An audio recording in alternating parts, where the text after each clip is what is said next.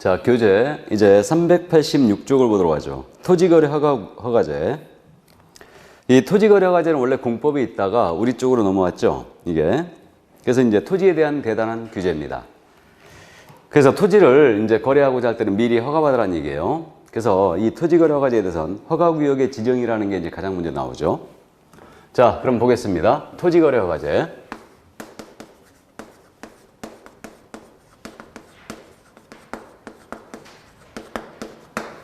토지거래 허가제인데 일단은 토지거래 허가제에 대해서는 허가구역의 지정이란 말이 나와 있어요.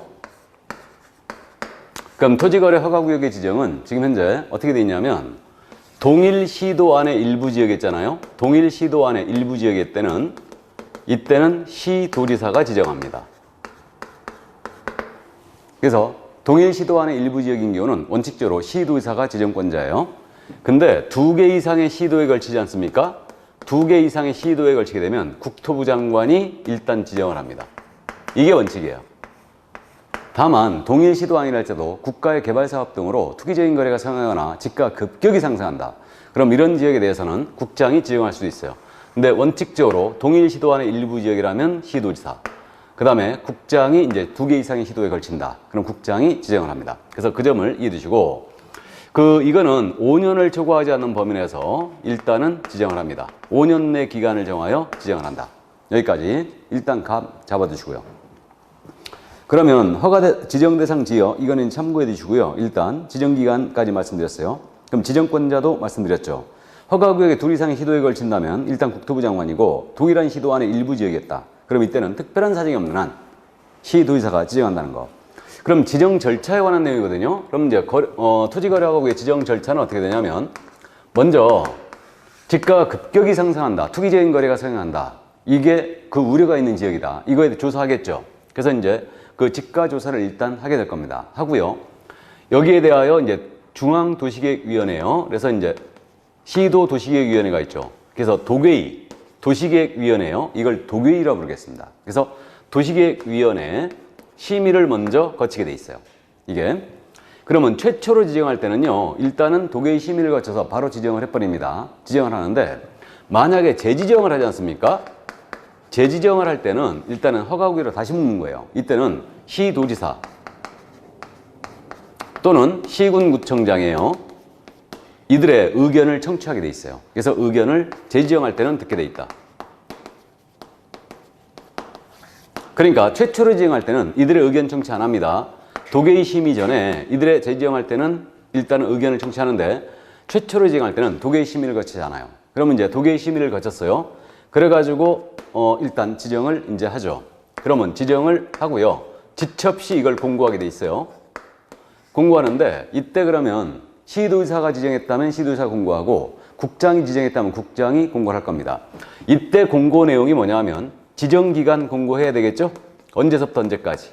그 다음에 지정대상 토지, 소재지, 이거, 면적, 지목 같은 거 공고해 주겠죠? 이런 거 해주고요. 그 다음에 지형도도 공고하게 돼 있어요. 지형도. 그래서 이제 25,000분의 1이라든가 50,000분의 1 지형도. 그러니까 그림으로 보여줍니다. 25,000분의 1 지도라든가 축척. 그 다음에 50,000분의 1이죠. 이것의 지형도를 이제 공고를 하게 돼 있습니다. 일단은. 그 다음에 이거 기준면적이라는 게 있거든요. 그래서 이 면적을 초과하는 것에서는 허가를 받아라. 이렇게 이제 기준면적이라는 것을 이제 공고를 또 해줍니다. 그래서 이게 이제 공고할 내용이었어요. 암기하지 말고 이해를 해 두시기 바랍니다. 자, 그럼 공고 나갔어요. 공고 나가면 이제 지첩시 통지를 해줍니다. 통지를 누구한테 해주냐면 시군구청장에게 해줘요. 이자에게. 왜 이자에게 통지를 해주냐면요. 이거 그 시군구청장이 최종적으로 허가권자예요. 지정권자와 허가권자를 헷갈리면 안 돼요. 지정권자는 국장 또는 시도지사예요. 근데 허가권자가 바로 시군구청장이죠. 그러면 이자에게 알려줘야 될 거 아니에요. 그러니까 지첩시 또 공고한 다음에 통지를 해주는 겁니다. 이렇게. 그러면 시군구청장이 통지를 받았어요. 통지를 받으면 시군구청장의 조치사항이 있거든요. 시군구청장은 등기소장한테 이것을 지첩시 또 통지해줘요. 그러면 시군구청장은 왜 이렇게 등기소장에 직접 통지할까? 결국은 이전 등기 할 때는 허가증이 첨부돼야 되죠. 그러니까 등기소장한테 알려줘야 되죠. 누가 알려주는 거예요? 시군구청장이. 알려줍니다. 등기소양에 통지해주고요. 또 이거 공고 다시예요. 그래서 공고를 17일 이상, 7일 이상 다시 공고합니다. 시공무청장이. 그 다음에 열람, 일반인이 볼 수 있도록 열람도 하게 해줘요. 이 열람은 15일간 열람을 하게 해줍니다. 일단 이렇게 돼요. 그러면 이제 효력이 발생할 거 아니에요? 효력이 발생하는데 이거는 공고한 날로부터 5일 후에요. 공고한 날로부터, 지정 공고한 날로부터 5일 후에 효력이 발생합니다. 며칠이라고요? 5일. 우리 공인중개사법에서 5일이 딱 한 번 있었죠. 지난주에 자격을 취소한 시도의사는 그 사실을 5일 내 국장 보고하고 다른 시도에 통보했죠. 여기서도 5일이 나오네요. 그래서 토지거래 허가구역의 지정 효력 발생은 일단은 5일 후에 효력이 발생한다. 그래서 지정 공고한 날로부터 5일 후다. 이 점을 이해해 두시고요. 그러면 허가구역 지정 사유가 없어졌어요.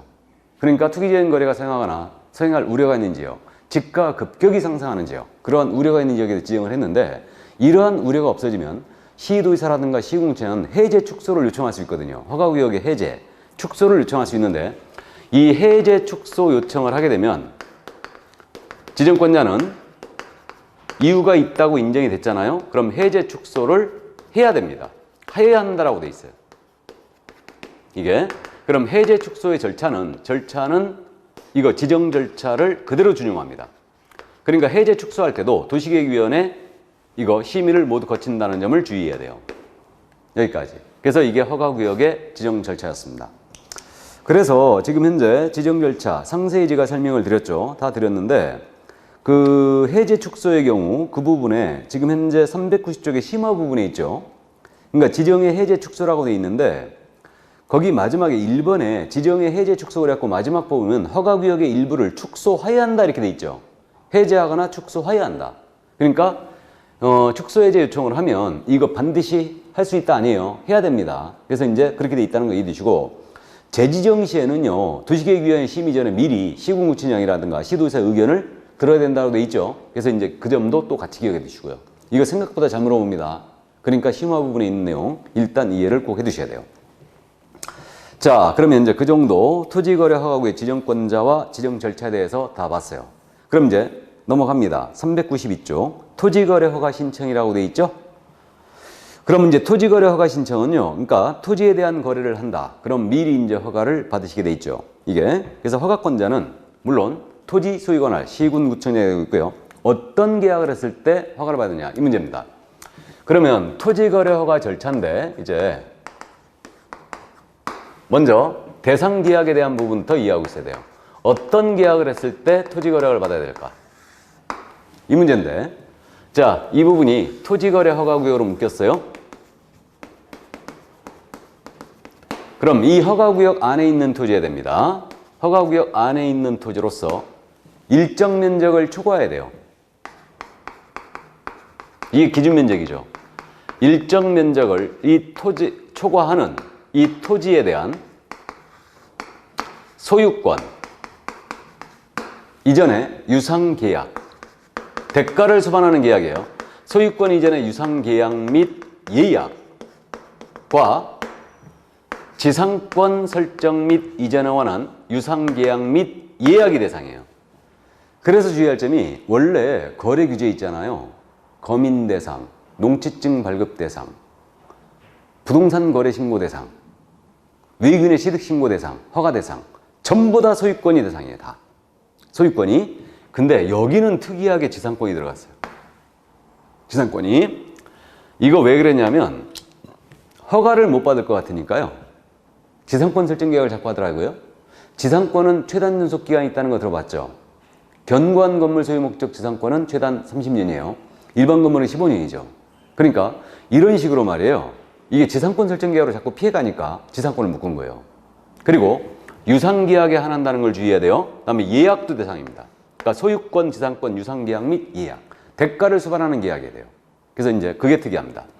그러면 일단 건물에 대한 부분은 허가받을 일이 없고요. 당연히. 그 다음에 이 허가구역 안에 있는 토지로서 일정 면적을 초과해야 되는데 그러면 계약의 종류가 어떻게 되냐면 그러면 매매, 교환, 증여, 상속, 판결, 경매 6가지는 꼭 따져봐야 돼요.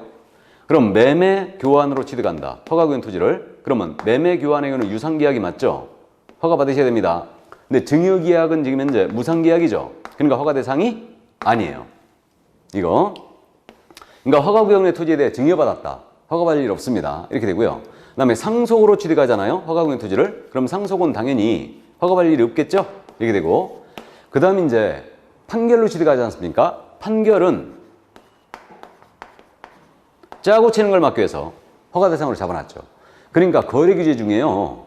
외국인이 판결로 취득해도 국내 부동산 등을 거민 대상, 농취증, 농지, 허가구역의 토지 전부 다 판결로 취득했다. 이거 못 피가요. 그러니까 짜고 치는 걸 막기 위해서 판결은 허가를 받으셔야 됩니다. 그래서 이제 허가증이 있어야지만 이전등기 축탁해줘요. 그 다음에 경매로 낙찰 받잖아요. 경매로 허가구역 토지를 낙찰받았어요. 이때는 투기 가능성이 없다고 본 거예요. 그러니까 허가를 면제합니다. 허가를. 그래서 경매 특히 주의해야 돼요, 이거. 근데 이제 나중에 우리가 비업무용 부동산 공매라는 게 있거든요. 비업무용 부동산 공매로 취득했을 때는 허가를 받으셔야 돼요. 단 3회 이상 공매를 했는데 유찰됐다. 그렇게 취득하면 이때는 이제 허가를 받을 필요가 없습니다. 그때 면제하는데 어쨌든 경매 처음부터 면제입니다. 그래서 허가를 못 받을 것 같으면 경매 물건 찾아보면 돼요. 그래서 이 점 대상 계약이냐 아니냐, 매매, 교환, 증여, 상속, 판결, 경매 6가지는 꼭 따져보시고요. 이거. 자, 그래서 그 내용이 지금 현재 393쪽 맨 밑에 표로 정리되어 있네요. 표로. 그래서 이제 이렇게 되어 있고요. 그러면 여기서 이제 일정 면적을 초과해야지만 허가 대상이 된다고 그랬죠. 그럼 이제 이게 기준 면적이에요. 일정 면적이라는 게. 그래서 이제 이 기준 면적을 따져보는데 이 면적을 초과해야지만 허가 대상이 된다는 얘기입니다. 그럼 이 면적 이하로 왔을 때는 허가를 받을 필요가 없다는 얘기예요. 그래서 지금 이 기준 면적은 일단은 도시지역이에요. 그럼 여러분들이 도시지역은 공법 시간에 공부했지 않습니까? 주상공록으로 공부했죠. 그 다음에 도시지역 중에 미지정 지역이 있어요. 그러면 주가 뭐예요? 주거지역. 상은 상업지역. 공은 공업지역. 녹은 녹지지역. 다음 미는 미지정 지역이에요. 도시지역 중에. 이렇게 됩니다. 그럼 일단 숫자는 어떻게 기억하시냐면 공업지역이 중간에 있잖아요. 그러니까 공업지역은 660제곱미터가 기준면적이에요. 660제곱미터 하면 200평이죠. 평으로 환산하면. 위로 올라갈수록 적어져요. 상업지역은 그럼 200제곱미터예요. 이거 200평이니까 이건 200제곱미터 상업지역은. 그 다음에 주거지역은 20을 뺍니다 또. 그러니까 180제곱미터예요. 기준면적이. 그럼 이게 지금 중간에 있지 않습니까? 그럼 이걸 기준으로 해서 이걸 딱 접었어요. 적게 되면 여기 녹지지역은 상업지역과 만나죠? 그래서 녹지지역은 절반이 됩니다. 100제곱미터. 그 다음에 주거지역은 미지정 지역과 만나죠? 그러니까 여기는 90제곱미터가 돼요. 절반. 숫자 이렇게 기억하세요. 그래서 도시지역 중에 주거지역, 상업지역, 공업지역, 녹지지역, 미지정 지역 이렇게 되는데 기준면적이 이거란 뜻은 뭐냐면 이 면적 이하로 왔잖아요.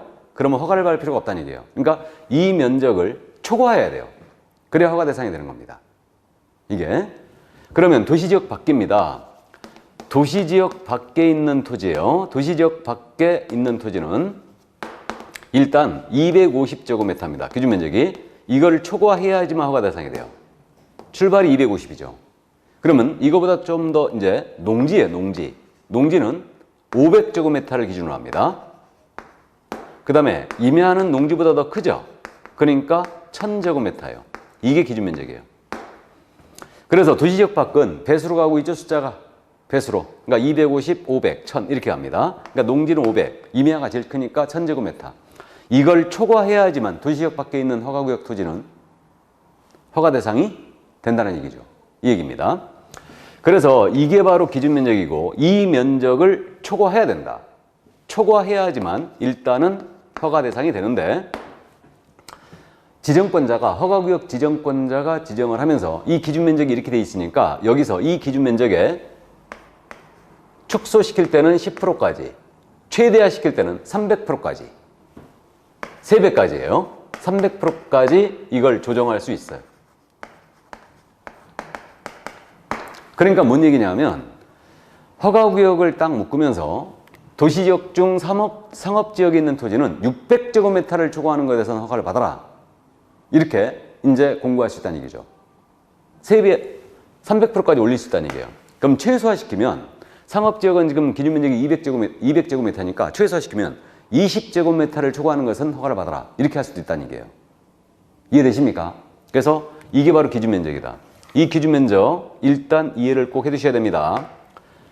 저는 강의를 할 때 실무적으로 어떤 게 중요할까 이런 부분을 생각하면서 지금 이제 강의를 많이 하고 있는데 어쨌든 손님한테 면적을 딱 봐가지고 이건 허가 대상이 아닙니다. 이건 허가 대상입니다. 이렇게 브리핑 해야 되거든요. 그러니까 이 기준 면적 중요합니다. 기억하시고 그럼 내용을 이제 좀만 더 들어가면 도시지역은 지목과는 관련이 없죠. 지목과는 관련이 없이 용도지역으로 가고 있어요. 이거 용도지역으로 이렇게 가고 있고 여기 도시지역 밖이죠. 도시지역 밖은 지금 뭐로 가고 있어요? 농지냐 임야냐 전답 과수원이냐 아니냐 임야냐 지목으로 가고 있어요. 차이가 있죠 지금. 그러니까 도시지역은 용도지역을 기준으로 기준면적을 정해놨고 도시지역 밖은 지목을 기준으로 정해놓은 거예요. 그래서 이제 이 점을 꼭 이해를 해 두셔야 돼요. 그래서 기준면적 암기를 요합니다. 자, 그러면 이제 이렇게 기준면적까지 다 따져봤어요. 그럼 이제 대상계약과 기준면적을 다 따져봤으니까 그 다음에 이제 절차로 이제 계속 가면 그럼 이게 이제 허가대상 계약을 하기 전에 미리 계약 체결 전에 미리 허가를 받으셔야 돼요. 그러면 허가 신청서를 내는 겁니다. 그래서 허가 신청을 들어가는데 허가 신청은 일단 이들은 공동으로 신청하는 거예요. 이때 우리 개업공사에게는요 허가 신청을 할 의무가 없어요. 그러니까 중개거래인 경우도 이제 개공한테는 이 허가 신청을 받아줄 의무는 없다는 얘기입니다. 이렇게 돼 있고요. 그럼 관할은 어디냐? 당연히 부동산 소재지 관할, 토지 소지 관할 시군구청장이죠. 그래서 이제 시군구청장, 토지 소지 관할 시군구청장이고 이자가 바로 허가관청이죠. 그럼. 이때 서류는요. 허가 신청서에다가 첨부할 서면이 뭘 첨부해야 되냐면 토지 이용 계획서 들어와야 돼요. 이 토지 이렇게 쓰겠다. 그 다음에 취득자금 조달 계획서 있죠. 자금 조달 계획서가 꼭 들어와야 돼요.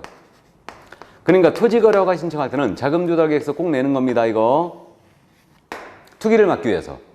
그래서 이제 자금 조달 계획서 일단 들어와야 됩니다. 이게 특이하고 개공한테는 허가 신청 의무가 없다는 거. 그러면요, 이거 지첩시 조사 들어가야 되죠. 신청 들어오면. 그래서 담당 공무는 조사가 들어갑니다. 그래서 사진조 촬영해요. 촬영하여 이 사진을 이제 보관을 합니다. 사진을 촬영하여 보관해요. 그래서 일단 이렇게 지금 진행이 되고 있죠. 그러니까 조사를 일단 들어가는 겁니다. 그러면 이제 허가 기준이 지금 나오지 않습니까? 허가 기준 397쪽에. 그래서 이제 조사를 들어가는데 일단 허가 기준에 적합한지 여부를 판단해야 되죠. 그럼 거기 허가 기준을 잠깐 보시면 397쪽이에요. 시군구청장은 허가 신청이 다음의 어느 하나에 해당하는 경우를 제외하고는 허가하여야 한다 그랬어요.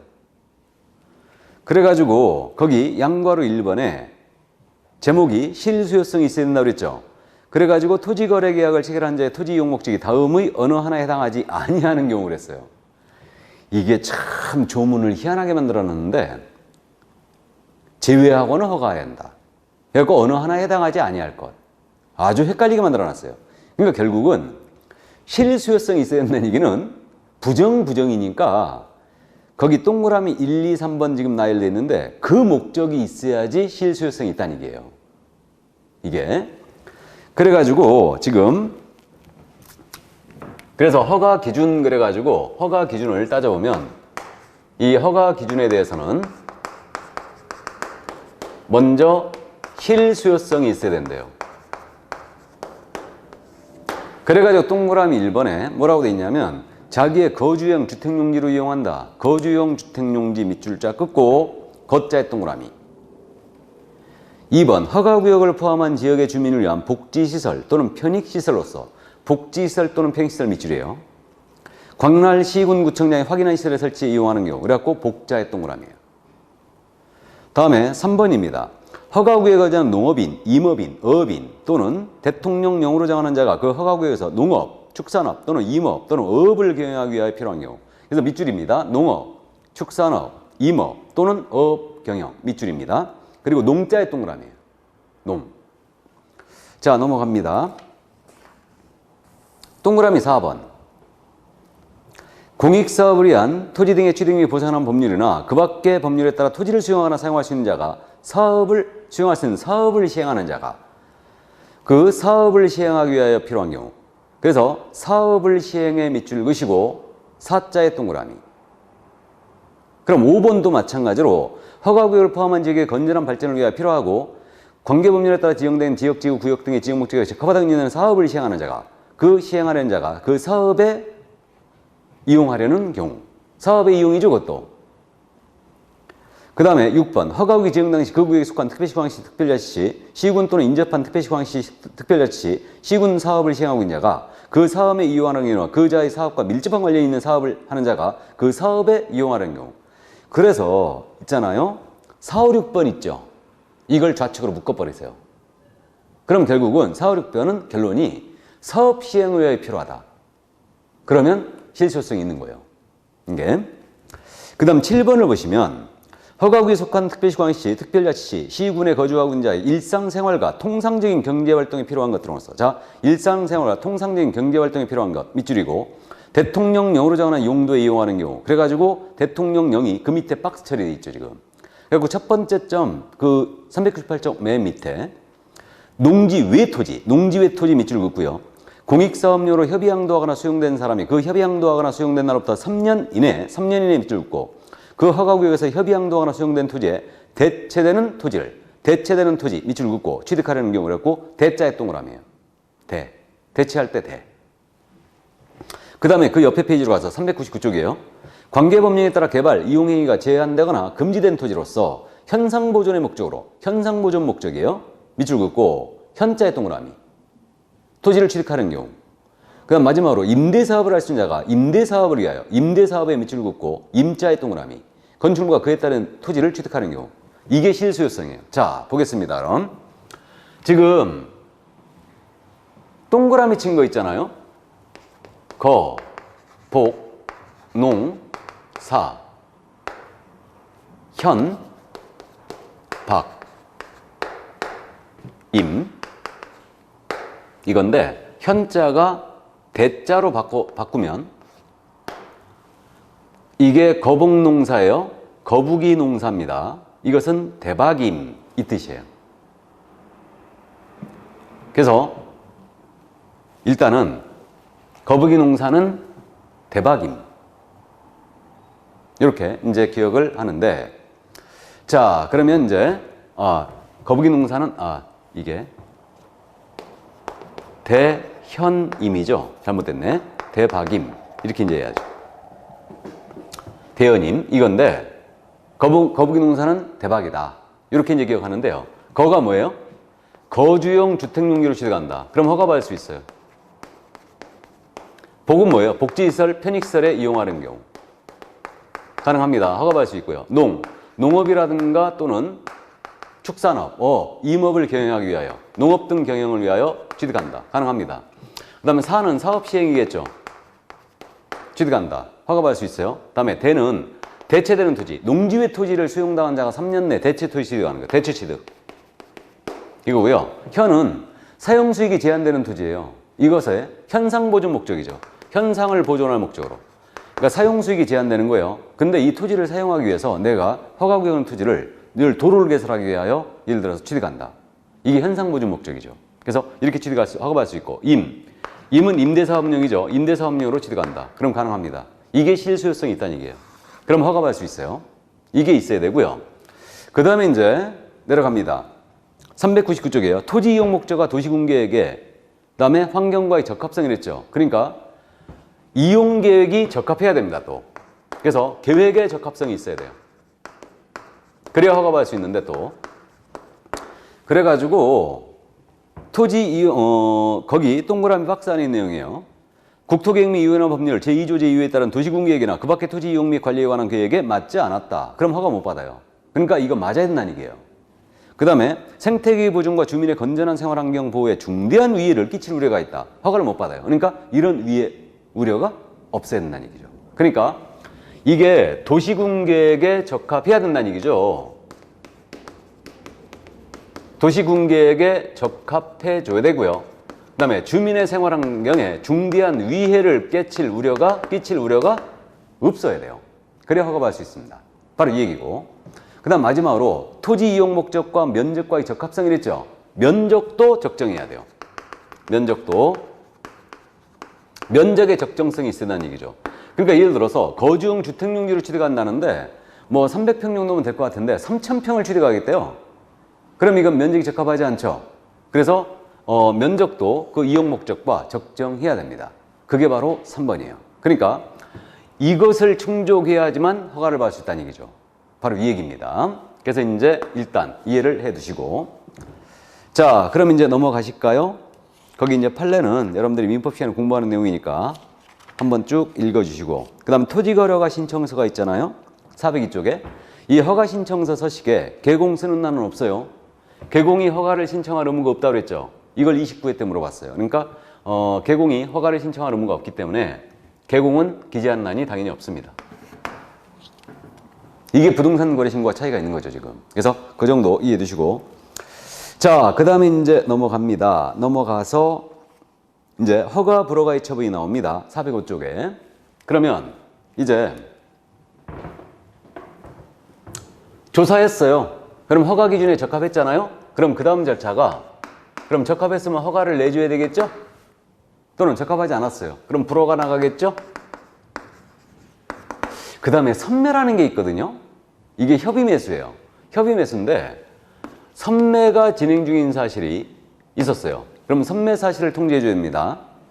그러면 허가 불허가가 나가거나 선매가 진행 중인 사실, 그러니까 공공사업용으로 쓸 토지에 대해서 허가 신청이 들어온 거예요.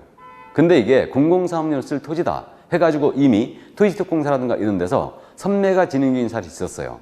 그럼 이러한 사실이 있다면 이 사실을 통지해 줘야 돼요. 그래서 이거는 처리기한이 그럼 있겠죠. 처리기한은 민원처리관한 법률에 따른 신청한 날로부터, 처리기한은 허가 불허가의 처분, 선매사실, 진행 중인 사실이 있다. 며칠 통지하게 돼 있냐면 15일이에요. 며칠이라고요? 15일 내 허가 불허가의 처분, 선매 진행 중인 사실을 통지해야 됩니다. 선매는 잠시 후에 설명을 더 하고요. 그럼 교재 순서에 따라서요. 선매는 조금 이따 더 하기로 하고, 그러면 이제 406쪽에 허가 의제란 말 나와 있죠. 찾았습니까? 그러면 이거 15일 내에 허가 불허가의 처분을 안 했다. 선매 진행 사실을 안 알려줬어요. 그럼 어떻게 되느냐? 다음 날 허가받은 것으로 간주합니다. 이것도 잘 물어봐요. 이해하십니다. 그러니까 15일 내 허가 불허가의 처분을 해줘야 되는데 안 했잖아요. 그러면 그 다음 날 허가받은 것으로 간주해버립니다. 이 점 또 이해를 해두시고요. 허가가 간주돼요. 자, 그럼 이제 다른 법률에 따른 인가 허가 등의 의제란 말 나와 있죠.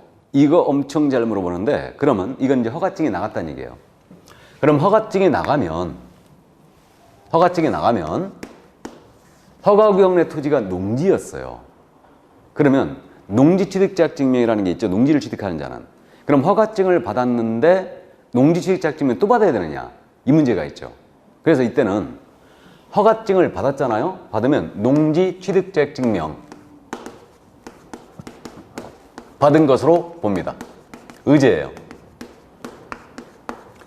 규제가 겹치는 건 조심해야 됩니다. 농지증 의제됩니다. 이렇게 되고요. 그 다음에 부동산 등기 특별취법에 의한 계약서의 검인도 받은 것으로 의제합니다. 농지증 검인 의제예요. 이거 이해를 해두셔야 돼요. 자, 그런데 여기서 또 하나 참고사항인데, 그럼 여기서 말이에요. 토지거래 허가증 받았거든요. 그러면 이게 허가구역이 있는데 여기서 토지거래 허가증 받았는데 이 계약이 매매였어요. 매매. 그럼 토지거래 허가증을 받으면 매매였는데 부동산 거래 신고는 어떻게 될까? 이게 문제죠. 그래서 이거 있잖아요. 허가증 받으면 농지에 대해서는 농지증 의제돼 버리고 검인도 의제가 돼 버리는데 받은 것으로 간주한다는 얘기예요. 부동산 거래 신고 있죠. 매매였다면은 부동산 거래 신고는 별도로 하셔야 됩니다. 허가받은 날부터 30일 내에 해야 돼요. 이거 이해해 두세요. 메모해 놓으세요. 그래서 허가증 받았다요. 부동산 거래 신고가 면제되는 거 아니에요. 주의해야 됩니다, 이거. 자, 그래서 매매였다면 부동산 거래 신고 허가받는 날부터 30일 내에 들어가야 된다. 그 점 이해주시고. 자, 그 다음에 이제 이의신청이란 말 나와 있죠. 찾았습니까? 지금 407쪽 보고 있는 거예요. 그러면 허가 불허가 처분 나갔잖아요. 허가 불허가 처분 나가면 허가에 대해서도 마찬가지예요. 불허가에 대해서 마찬가지인데 이의신청을 할 수 있어요. 한민호 저놈은 자격이 없대요. 하고 이의신청할 수 있는데 이의신청은 한 달 내에 할 수 있습니다. 1월을 기억해 주세요. 1월. 허가 불허가 처분에 대해서는 이의신청 들어갈 수 있다. 그럼 도시계획위의 심의를 거쳐서 그 결과를 신청인에게 알려주게 되어 있습니다. 일단. 그래서 이의신청 이해해 두시고. 그 다음에 이제 2번에 매수청구란 말 나와 있죠. 매수청구. 이거는 허가신청서에 대해 불허가 처분을 받은 자, 불허가 처분을 받은 자 밑줄 쫙이에요. 그 통지를 받은 날부터 1월입니다. 1월에 동그라미. 시군구청장에게 해당 토지에 관한 권리의 매수를 청구할 수 있다 그랬어요. 자, 그러면 이번엔 불허가 처분 나간 거예요. 불허가 처분이 나가면 이때는 이거 나 이 토지 필요 없거든, 이 지상권 필요 없거든 하고 매수 청구할 수 있어요. 누구한테? 시군구청장에게. 몇 달 내에 할 수 있다고요? 1월. 1개월 내에 할 수 있어요. 매수 청구를 할 수 있다. 그럼 이의신청도 1월이고 불허가 처분에 대한 매수 청구도 1월이죠. 그러니까 시군구청장한테 네가 사라 이렇게 할 수 있어요. 그러면 시군구청장 허가권자는요, 이거 시군구청장은 매수할 자를 지정합니다. 매수할 자를 지정하여 일단 지정을 하게 할 수 있어요. 그러면 매수 청구 들어가면요 반드시 매수해야 되는 거 아니에요. 매수하는 거 아닌데 이때 매수 청구 기준 가격은 뭐가 되냐면 공시 가격을 공시지가를 기준으로 합니다. 뭐 기준이라고요? 공시지가. 그러면 따져보면 실제 매매한 가격이 있을 테고 매매할 가격이 있을 테고 그 다음에 감정가가 있을 테고 공시지가가 있는데 실제 가격이 제일 크겠죠. 그 다음 감정가, 그 다음 공시지가. 그러니까 이거는 불허가 처분 나갔어요. 그럼 나 필요 없으니까 네 사라 이렇게 청구 들어가니까 공시지가를 기준으로 한다는 얘기죠. 제일 낮은 가격. 이걸 기준하고 다만 이제 허가 신청서에 적힌 가격이 공시가보다 낮았어요. 그러면 그 가격으로 매수 청구할 수 있습니다. 일단. 자, 그래서 이 정도 이해하시는데 이때 매수할 자를 지정해서 이제 매수를 하게 해요. 불허가 처분 나갔을 때는 이때 이제 매수자에 대해서 거기 408쪽에 그 옆에 쭉 나열돼 있죠. 408쪽 그 좌측에. 찾았어요? 옆에 이해 그 부분에. 그리고 한국농산식품유통공사, 대한석탄공사, 한국토지주택공사, 한국관광공사, 한국농어촌공사, 한국도로공사, 한국석유공사, 한국수자공사, 한국전력공사, 한국철도. 야, 근데 이거 30회 때 있잖아. 이 부분을 물어봤잖아요.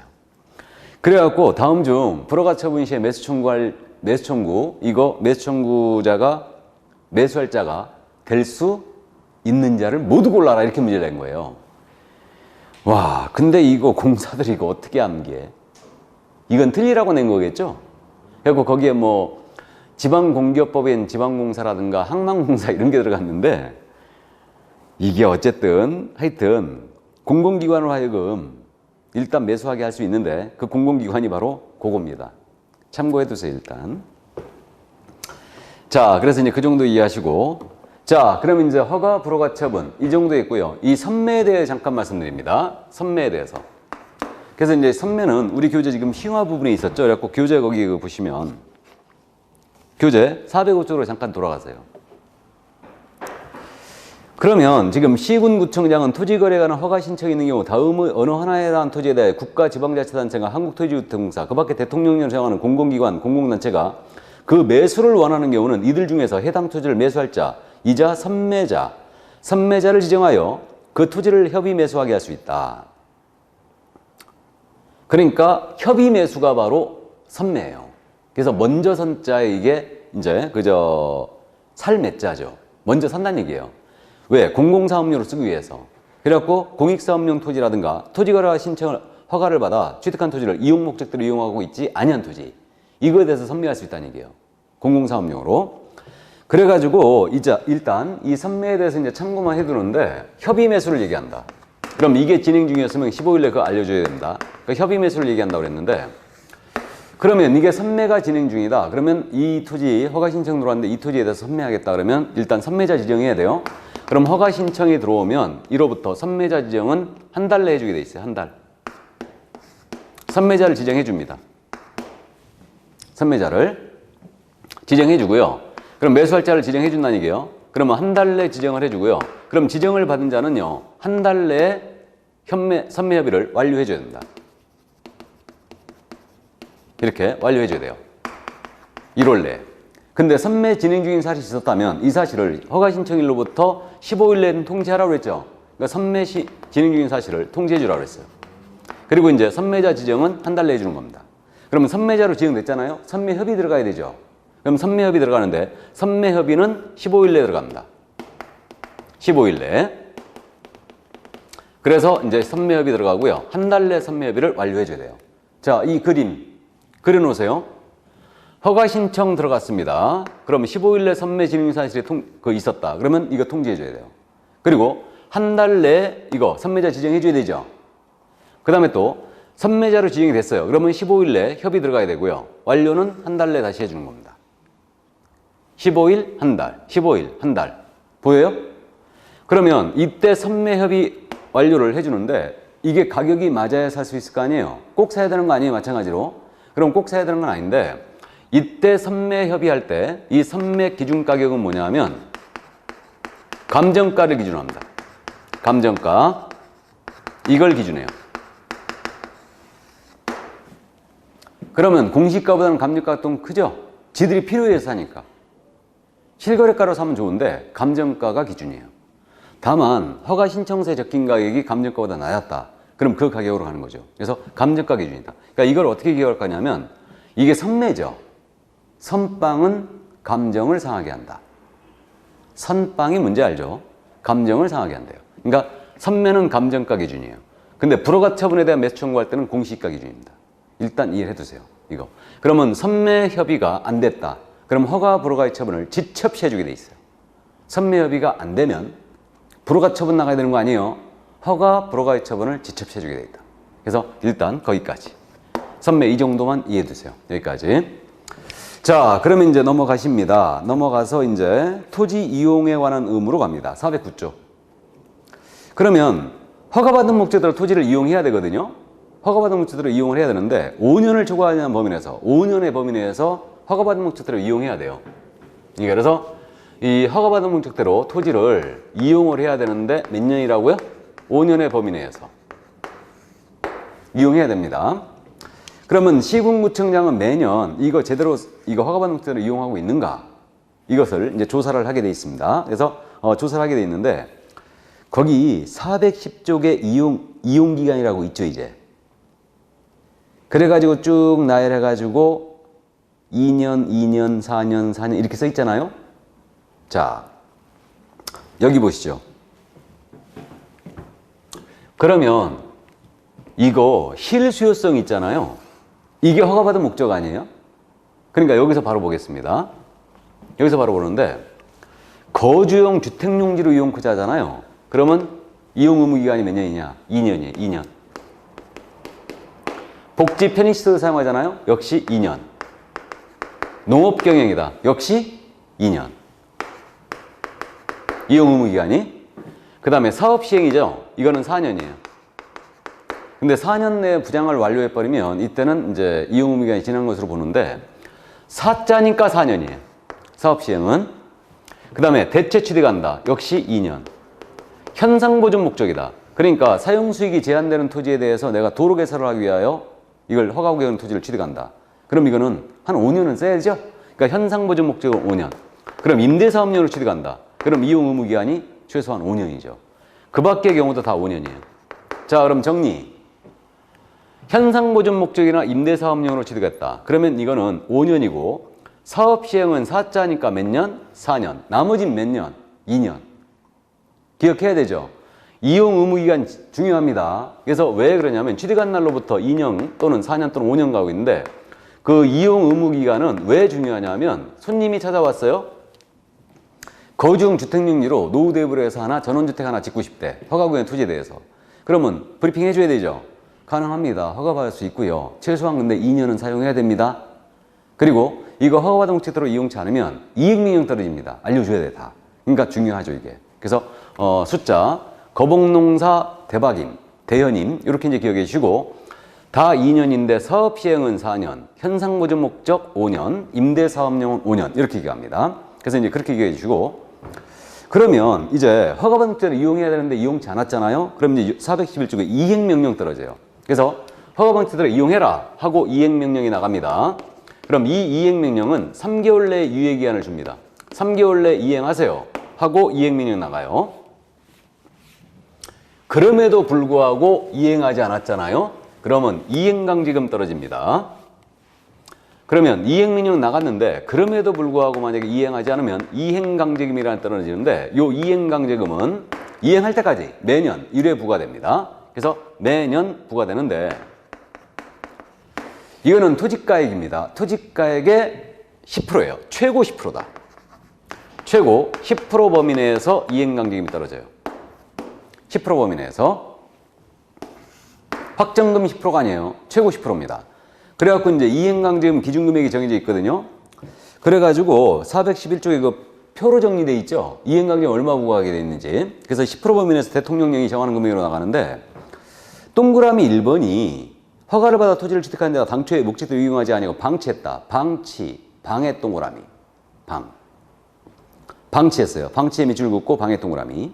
2번이 직접 이용하지 아니고 임대했다. 임대에 밑줄 긋고 임해 동그라미. 그 다음에 3번은 당초의 이용 목적을 변경하여 이용한다. 변경의 밑줄. 이게. 그 다음에 4번은 위 1, 3에 해당하지 않았다. 기타의 기타. 가로 열고 기타라고 메모하세요. 그러면 방치해버리면 10%, 임대해버리면 7%, 용도 변경 사용하면 5%, 기타 7%죠. 어떻게 기억할 거냐? 참고해 두시는데 이런 걸 공법에서 낸 적이 있더라고요. 우리 쪽에선 글쎄요. 일단 이해만 해 두시는데 방치했다고 그랬죠? 방이 10개래요. 10개. 그럼 10%. 방이 10개. 임대 몇 개 했다? 7개. 7%. 근데 여기서 7개 임대했는데 임차인이요. 용도 변경 사용한대요. 용도 변경 사용한 게 몇 개? 5개. 변경 사용했다. 5개. 그 밖에 기타는 색칠했대요. 7%. 감 잡아두세요. 방이 몇 개? 10개. 임대 그 중에 몇 개 했다고요? 7개. 이 중에 몇 개 용도 변경 사용하고 있다고요? 5개. 그 다음에 기타는 색칠, 7%예요. 이렇게 참고해 두세요. 그래서 이행강제금 최고 10%. 그리고 이행강제금은 이제 이행할 때까지 부과를 해버리는데 매년 10% 최고 범위 내에서 이제 나가는데 만약에 이용을 했다. 그러면 이제 이행강제금 부과를 중지하는데 이미 부과된 것은 다 징수를 하게 돼 있습니다. 그래서 이 정도 일단 감 잡아두시고. 자, 그래서 이행강제금 거기까지입니다. 최고 10%. 이제 그 정도 감 잡아두시고. 그 밖에 이제 414쪽에 기타 종합사항이 나와 있죠, 이거. 그래가지고 이제 행정형벌, 그래가지고 외국인에 대한 행정형벌 이렇게 나와 있고, 그건 이제 말씀드렸어요. 허가받은 목적대로 이용치 아니한 자에 대해서는 외국인 취득 특례 허가 대상 지역에 대해서는 이제 계약 무효고 2년에 2천이라고 말씀드렸고요. 그러면 이 토지거래 허가를 위반했잖아요. 그럼 이제 이때는 형벌이 어떻게 되냐면 계약 무효라는 거 알아요. 그 다음에 토지거래 허가를 받지 않으면 계약 체결해버리면 계약 무효고, 이걸 계약 허가를 받을 조건으로 계약하면 계약 유동적 무효라고 민법시에 홍보했고요. 형벌이 2년 이하의 징역 또는 토지가액의 30% 이하에 해당하는 벌금입니다. 외국인이 허가를 위반해도 2년에 2천, 토지거래 허가를 위반해도 2년에. 이건 똑같죠. 징역은 벌금만 차이가 있죠. 토지가액의 30% 이하에 해당하는 벌금이에요. 그래서 그 정도 이해하시고, 나머지 명령 위반자에 대한 형벌 이런 것들은 참고하시고요. 그다음 과태료에 대한 부분이 나오거든요, 지금. 그래서 이거는 이제 외국인에 대해서는 다 말씀을 드렸고요. 그 부동산 거래 신고 위반에 대한 과태료가 있거든요. 신고관청이 부과징수하게 돼 있는데 거기 그저 416쪽을 잠깐 보세요. 이 법상 과태료 부과 징수권자 부분이에요. 이 법상 과태료는 대통령령으로 정하는 바에 따라 신고관청이 부과징수한다. 밑줄 신고관청이 부과징수하고요. 이 경우 개업공사에게 과태료를 부과한 신고관청은 부과일로부터 10일 이내 10일의 동그라미 이내 해당 개업공사의 중개사무소 소재지관할 시군구청 내에 과태료 부과 사실을 통보해야 한다. 그래서 등록관청이죠 이거. 그래서 중개사무소 시군구청장에게 과태료 부과 사실 통지 밑줄이에요. 등록관청에 통보하게 돼 있어요. 며칠 내라고요? 10일 내. 그러니까 신고관청이 개업공사에 대한 과태료 때렸잖아요. 부동산거래 신고 위반으로. 그러면 이때는 등록관청에다 그 사실을 알려줘요. 이게 알려줬던 원래 목적이 뭐였냐면 우리는 지난주에 상습적으로 업무경제나 과태료 위반 행위에 따른 가중처벌했죠. 그래서 알려줬던 건데 여전히 이 규정은 살아있어요. 그러니까 신고관청이 개공에 대한 과태료 때리면 등록관청에다 10일 내 그 사실 통보하게 돼 있습니다. 그 정도 이해해 주시고 그 다음에 이제 과태료가 부동산거래신고 위반에 대한 과태료 3천만 원 이하가 있거든요. 참고해 두시는데 부동산거래신고제에서 과태료 같이 다뤘으면 좋았을 텐데 일단은 값만 잡고 갑니다. 부동산거래신고법에서 과태료가 어떻게 돼 있냐면 3천만 원 이하의 과태료가 있어요. 이건 뭐냐면 대금 지급 증명자료 제출 요구에 불응했잖아요. 그럼 3천만 원 이하예요. 근데 계약서 요구했는데 불응했잖아요. 500만 원 과태료예요. 대금 자료 제출 요구에 불응하면 이때는 3천만 원 이하입니다. 그 다음에 이번에 신설된 게 뭐가 있냐면 부동산거래신고에서 계약이 체결되지 아니하였음에도 불구하고 부동산거래신고를 거짓으로 했어요. 그럼 3천만 원 이하예요. 계약이 해제되지 아니하였음에도 불구하고 해제신고 들어갔어요. 그럼 역시 3천만 원 이하예요. 그래서 일단 이렇게 이제 감 잡고요. 그 다음에 417쪽에요. 해당 부동산 등의 취득가액의 100분의 5 이하의 과태료죠. 100분의 5 이하의 과태료, 5% 이하라는 얘기인데 취득가액의 5% 이하의 과태료 상당히 셉니다. 이 부분은 신고 의무자이든 아닌 자이든 관계없이 부동산 거래 신고를 거짓된 내용으로 신고했어요. 거짓 신고. 그래서 부동산 거래 신고를 거짓으로 한 자, 이 자가 바로 5% 이하 과태료예요. 이게. 그래서 이제 그 점 이해해 두시고 나머지는 전부 다 얼마? 500만 원 이하 과태료. 그러면 신고를 안 했다, 해제 신고를 안 했다, 대금 외 자료 제출 요구에 불응했다. 다 500년 이하고 거짓 신고를 요구했거나 조장했거나 방조를 했잖아요. 그럼 이게 500만 원 이하예요. 감 잡혀요? 대금 자료 제출 요구에 불응하면 얼마? 3천만 원 이하. 대금 외 자료 제출 요구에 불응하면 얼마? 500 이하. 처음부터 신고를 안 해도 500 이하. 했는데 허위 신고했어요. 거짓 신고해버리면 얼마? 5% 이하. 조금 어렵죠? 근데 감만 잡아두세요, 일단. 그래서 이제 그 정도 감 잡고요. 그 다음에 이제 넘어가십니다. 418쪽에 자진신고제에 대한 과태료 감면 규정이 있죠. 이게 이제 또 리니언시 제도인데 이게 위반을 했지 않습니까? 위반했는데 내가 위반했다고 자진신고하는 거예요. 그러면 과태료를 감경 또는 면제를 해줄 수 있어요. 그래서 50% 감경이 있고 자진신고를 하면 50% 감경이 있고 아예 100% 면제를 해주는 경우가 있거든요. 물론 기본 요건은요. 기본 요건은 조사가 시작되기 전이에요. 그래서 일단 면제를 해주는 경우는 조사가 시작되기 전 최초로 단독 신고해야 돼요. 내가 위반했다. 그러면 면제해 줍니다. 근데 조사가 시작된 후에요. 조사가 시작된 후에 최초로 단독 자진신고했잖아요. 그럼 이때는 50%는 깎아줍니다. 조사가 시작되기 전에 자진신고가 뭐라고요? 면제, 과태료. 조사가 시작된 후에 하면 50% 깎아줍니다. 물론 증빙자료를 다 내야 됩니다. 그래서 이제 이렇게 해주는데 그래서 일단 그 정도로 감만 잡아두시는데 그럼 어떤 위반행위에 대하여 과태료를 감경 면제해 주느냐. 이 중에 대금자료 제출 요구에 불응한 자 있죠. 이건 이미 신고관청이 알고 있죠. 그죠? 그러니까 신고관청에 대금자료 갖고 와봐라. 통장사무원 보자. 요구했는데 불응했어요. 알고 있기 때문에 이거는 자진신고 대상이 안 들어가요. 그래서 대금자료 제출 요구에 불응한 자, 이자는 자진신고 대상에 안 들어간다는 거, 이 정도만 일단 참고만 해두세요. 참고만 해두시고, 그리고 이제 면제 50% 감경, 이건 이제 이 정도 줄기만 잡아주세요. 그 다음 이제 이것도 그 과태료 부과 기준이 있거든요. 과태료 부과 기준이 있는데 3천만 원 이하, 취득가액 5% 이하, 500만 원 이하 이렇게 있는데, 이게 우리 법에서처럼요, 기준금액을 정해주고 기준금액에 2분의 1 범위에서 가중감경할 수 있다 이렇게 하면 좋은데, 금액이 큰 거 있죠. 3천만 원하고 5% 이하 있죠. 이건 기준금액에서 2분의 1 범위 가감이 아니고 5분의 1 범위 가감이에요. 5분의 1 범위에서 가중하거나 감경하게 처분할 수 있고, 가중하더라도 3천만 원 5%를 초과할 수 없습니다. 근데 500만 원 이하 과태료는 2분의 1 범위에서 가중감경할 수 있습니다. 일단 참고해 두세요. 자, 그 부분이 421쪽 맨 위에 일반 기준 여기에 있어요. 요 내용이 지금 5분의 1, 2분의 1 참고만 해두세요. 자, 그럼 기준금액 그 정도만 참고하시고요. 그 다음에 이제 424쪽에 신고포상금 제도가 나오죠. 그래서 이 부동산거래신고법에서도 포상금제가 있어요.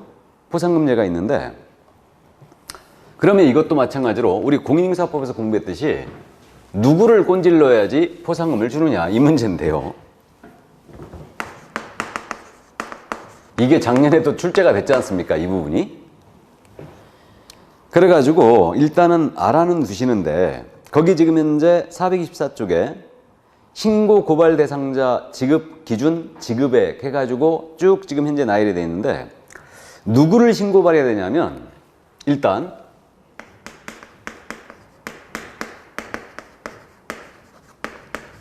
들어만 두세요. 지금 어려우니까. 먼저 부동산 거래 신고할 때 실제 거래 가격 있죠. 이것을 허위 신고한 자. 그러니까 실제 가격에 대한 허위 신고해야 돼요. 그래야 포상금 줍니다, 이거. 그러니까 다른 거에 대한 거짓 신고는 안 줘요. 이걸 일단 주의해야 되고, 거기 양괄호 2번에 말이에요. 계약이 체결되지 아니하였음에도 불구하고 부동산 거래 신고를 하는 행위.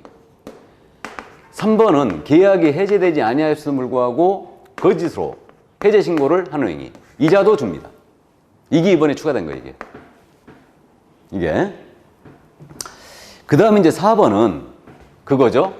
허가 위반자. 토지 거래를 받지 않은 계약을 체결한 자. 변경 허가 안 받은 자. 그 다음에 5번은 뭐냐면 허가받은 목적대로 토지를 이용해야 된다고 그랬죠.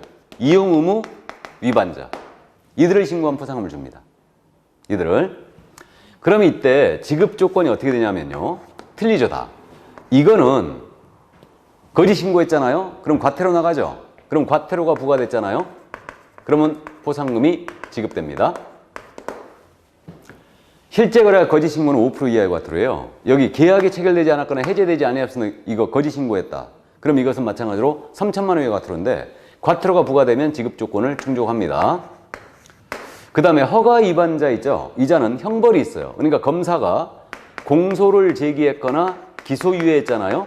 그럼 포상금을 지급합니다. 그 다음에 이용 의무 위반자는 이행명령이 떨어졌잖아요. 그럼 포상금을 지급해요. 지급 조건이 이렇게 되죠. 그럼 이때 얼마를 지급하느냐 문제가 있는데, 이거는 지급 금액은 실제 거래가 거짓 신고했거나 이거 과태료 부과 금액의 20%예요. 단 최고 한도는 1,000만 원입니다. 최고 한도는 1,000만 원이고, 여기 허가 위반자와 이용 의무 위반자 있죠? 이거는 건당 50만 원이에요. 건당 50만 원 이렇게 돼 있고요. 그 다음에 이제 이거 지급 금액은 이렇게 돼 있고, 그 다음에 지급 기한이 있거든요. 그럼 이제 포상금 지급 신청서 접수가 돼요. 그러니까 이런 결과가 나오면 이게 통지를 해줍니다. 당사자에게 이거는 통지해 주게 돼 있고, 그럼 지급 신청서 접수해 주죠. 신청서 제출을 하면, 접수를 하면 이 접수된 날로부터 2개월 내에 지급하게 돼 있어요. 몇 달? 2개월. 우리는 몇 개월? 1개월. 그러니까 2월 내에 지급을 하게 돼 있습니다. 이거는. 그래서 일단 요 정도고요. 여기서 이제 다만 이 부분 있잖아요. 이 부분이 지금 현재 지금 세부적인 내용이 아직 대통령령에서 정해지지 않았어요, 지금. 이 부분이. 그래서 이건 제가 개략적으로 지금 설명을 드린 건데 아마도 이렇게 확정이 될 거예요. 그래서 이 정도 일단 참고만 해 두시기 바랍니다. 근데 이제 거기 425쪽에 심화 그래갖고 포상금의 불지급 이렇게 나왔죠. 부지급인데 안 주는 경우죠, 이게. 다음의 어느 하나에 해당하는 경우는 포상금을 지급하지 아니할 수 있다. 이랬어요. 그래갖고 공무원이 직무와 관련하여 위반 사실을 적발했다든가 해당 위반 행위를 하거나 위반 행위에 관여한 자가 신고하거나 고발했어요. 아니, 그럼 안 되겠죠. 포상금 받자고 위반 행위 한 자가 이거 하면 안 되겠죠. 그게 2번이고 3번은 익명이나 가명으로 했다. 그럼 안 줍니다. 익명이나 가명으로 하면 안 돼요. 익명은 이름을 밝히지 않았다는 얘기죠. 가명, 다른 사람 이름으로 했다. 안 된다는 얘기죠. 그래서 이 정도 일단 이해를 해 두시기 바랍니다. 자, 그래서 여기까지고 나머지 이제 427쪽에 업무의 전자적 처리 이거는 이제 참고를 하시기 바랍니다. 어렵죠? 그래서 부동산 거래 신고 등에 관한 법률 이제 다 봤으니까 부동산 거래 신고제, 외교인 취득 신고제, 허가제, 그다음에 토지 거래 허가제인데 이 부분이 참 어렵네요. 그래서 분량도 많고 아무래도 이제 여러분들이 좀 낯설기 때문에 내용이 좀 세세하게 신경 쓸 게 많아요. 그래서 이제 반복을 하면서 계속 이제 숙지를 해 나갑니다. 이게 그래서 너무 스트레스 받지 말고요. 자, 그럼 오늘은 일단 여기까지고 그래서 이제 법령 파트 쪽이 사실상 끝났고 이제 다음 시간에는 중개 실무 나가도록 하겠습니다. 온 나라가 지금 코로나 때문에 여전히 지금 들썩거리고 있는데 건강들 잘 챙기시고요. 저는 다음 시간에 건강하면서 뵙겠습니다. 수고하셨습니다.